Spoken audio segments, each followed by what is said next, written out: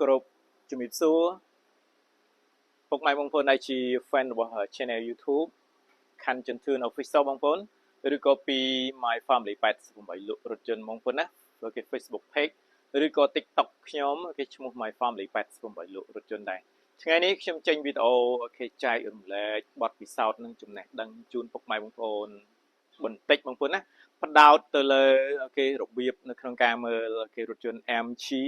បងប្អូន MG ZS ពុកម៉ែបងប្អូនដែលកំពុងស្វែងរកគេ MG ZS យកទៅប្រើហើយបងប្អូនចង់ចេះមើលគេវាបុកឬក៏វាប៉ះតើបងប្អូនមើលធ្វើម៉េចបងប្អូនណាក្នុងវីដេអូមុនខ្ញុំចេញចែករំលែកទូទៅទៅមើលរបៀបមើលទឹកថ្នាំប៉ុន្តែវីដេអូមួយនេះគឺខ្ញុំផ្ដោតទៅលើនៅក្នុងការមើលបុកប៉ះបងប្អូនអូខេអញ្ចឹងបងប្អូនគេតោះអូខេមកមើលជាមួយខ្ញុំបន្តិចបងប្អូនអញ្ចឹងបងប្អូនចង់បាន MG ZS បងប្អូនត្រូវមានសមត្ថភាពចេះមើលទឹកថ្នាំហើយបងប្អូនត្រូវមានសមត្ថភាពមួយទៀតគឺចេះមើលឡានហ្នឹងគឺបុកប៉ះអត់បងប្អូនឥឡូវខ្ញុំចែករំលែកគេនៅក្នុងការមើលទឹកថ្នាំមើលបុកគូតក្រួយមុនសិនចាបងប្អូនណាអញ្ចឹងខ្ញុំ review មួយ set បងប្អូនគេសម្រាប់មើលបុកប៉ះរបស់ MG ZS នេះអញ្ចឹងបងប្អូនទៀតចេះបើគូតក្រួយមិញក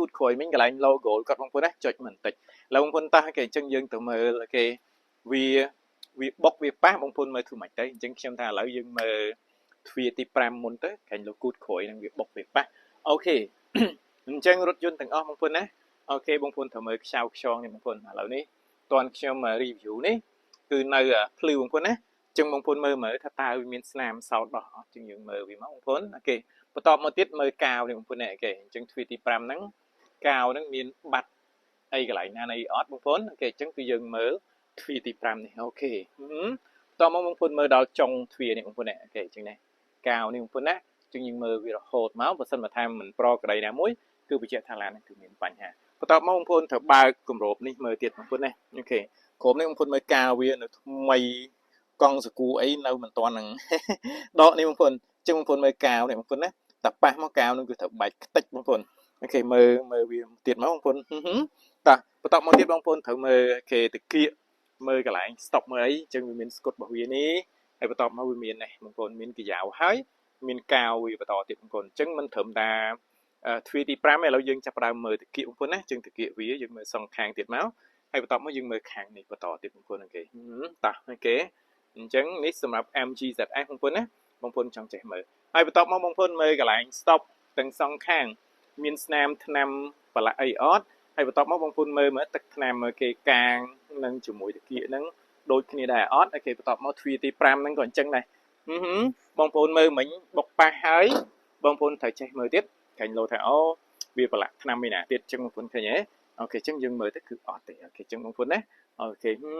អញ្ចឹង MG ZS បងប្អូនចេះមើលផ្នែកខាងក្រោយហើយបងប្អូនត្រូវចេះមើលទ្វារអញ្ចឹងទ្វារខ្ញុំចេញវីដេអូច្រើនហើយបងប្អូនមិនថាតែ MG ZS ទេចង់ឡានមួយណាក៏ដោយបងប្អូនណាអញ្ចឹងបងប្អូនត្រូវមើលកាវវាចេះបងប្អូនណា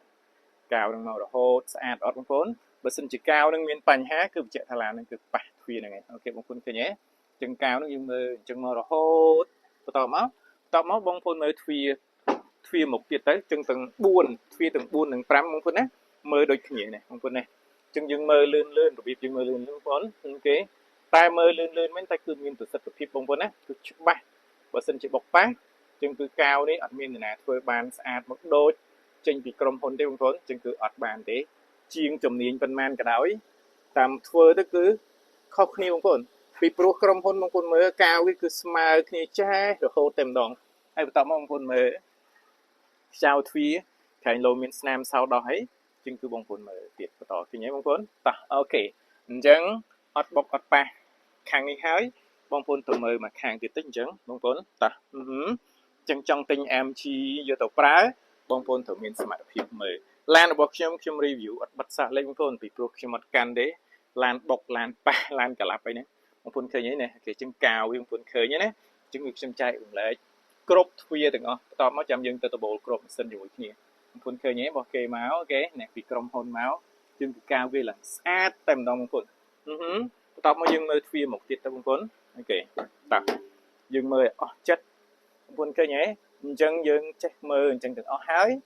ឡានហ្នឹងគឺយើងអាចសម្រេចចិត្តថាយើងទិញឬក៏មិនទិញទេបងប្អូនណាគេតោះ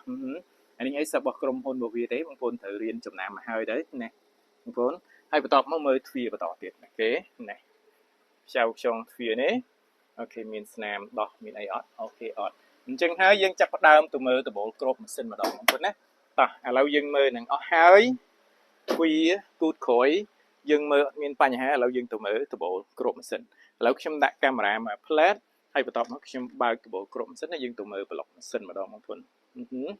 តោះដោយសារមានអ្នកកាន់កាមេរ៉ាឲ្យទេបងប្អូនអញ្ចឹងខ្ញុំសូមដាក់មកផ្លែតហើយខ្ញុំទៅបើកដបូលគ្របម៉ាស៊ីន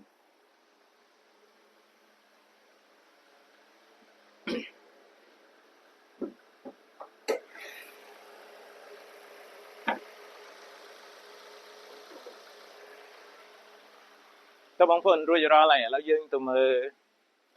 ផ្នែកខាងមុខម្ដងអញ្ចឹងឡានយើងមើលគូតក្រោយយើងមើលតាគៀកយើងមើលទ្វាយើងមើលអីអស់ហើយឥឡូវនេះយើងចាប់ផ្ដើមមើលអូខេដបូលគ្របម៉ាស៊ីនផ្នែកខាងមុខម្ដងតើមានបុកមានប៉ះដែរអត់បងប្អូនចាប់ផ្ដើមមើលថ្ពាល់វឹបថ្ពាល់មានស្នាមសោដោះអត់បងប្អូនបន្ទាប់មកយើងមើលដបូលគ្របម៉ាស៊ីនមានស្នាមសោដោះអត់បងប្អូនណាអូខេហើយបន្ទាប់មកយើងមើលខាងនេះទៀតថ្ពាល់មានស្នាមសោដោះអត់មានទេបងប្អូនឃើញទេអូខេដបូលគ្របម៉ាស៊ីនហើយបន្ទាប់មកយើងមើលកាវដូចគ្នាដែរបងប្អូនណាកាវវាមើលស្អាតមករហូតណាបងប្អូនណាអូខេអញ្ចឹងយើងមើលដល់ចុងដបូលទៀតបងប្អូនកាវវាអញ្ចឹងយើងមើលចុងដបូលមកទៀតមករហូតមកយើងមើលជាហៀងទៀតខាងលើវាបុកប៉ះបងប្អូនឃើញទេវានឹងស្អាតទាំងអស់អញ្ចឹងគឺបញ្ជាក់ថាឡានយើងគឺអត់បុកអត់ប៉ះហើយបងប្អូនចង់ចេះមើលសាច់ដែកក្នុងនេះអញ្ចឹងបងប្អូនត្រូវចេះមើលទៀតរបស់ពួកគាត់នេះបងប្អូននេះសាច់ដែកគាត់មានពីរខ្នត់បងប្អូនណាបងប្អូនបញ្ជាក់ឃើញស្នាមផ្សាបាត់មកគឺបញ្ជាក់ថាឡាននេះគឺប៉ះតែបងប្អូនមើលទៅផលអត់មានដោះផងជាងមានមកប៉ះផលដល់ក្នុងនេះទេ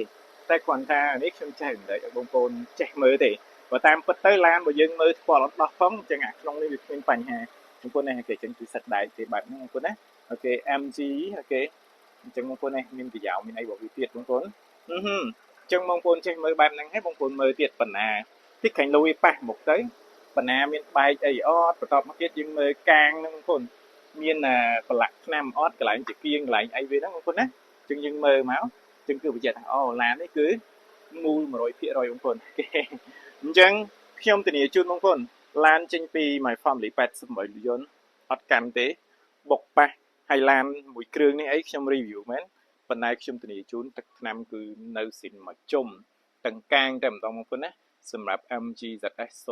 025អរគុណច្រើនបងប្អូនអរគុណជំរាបលាកុំឲ្យវីដេអូវែងពេកបងប្អូនណាអរគុណជំរាបលា